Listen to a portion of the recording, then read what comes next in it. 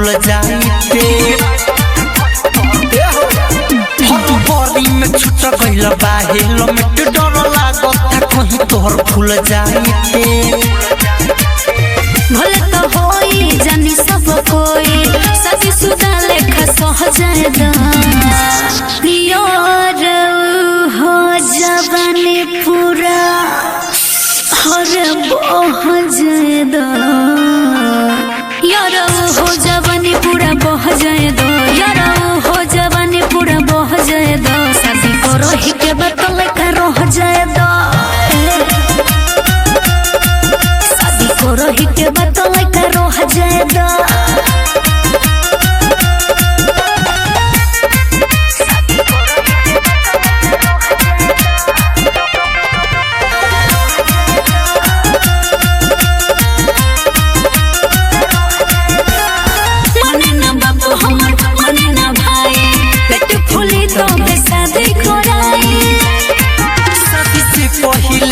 तू बन घुमाई लोग हंसी तोरा से सहल ना जाई तोरा प्यार में जवानी के बार में आज पगल के दोह जाए यार हो जवानी पूरा हर बह जाए यार हो जवानी पूरा बह जाए यार हो जवानी पूरा बह जाए शादी करो ही के बतल का रह जाए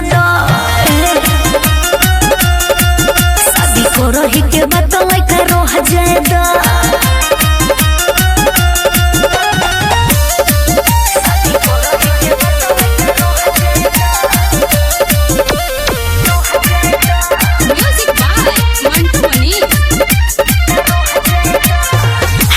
बनी तैयार हो जे मामूल अपने पाले निसार हो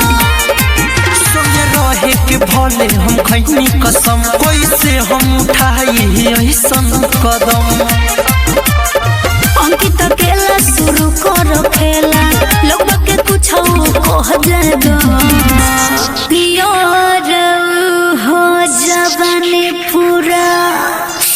हर बह जाए यार हो जवानी पूरा बह जाए यार हो जवानी पूरा बह जाए शादी करो ही के बतल का रह जाए शादी करो ही के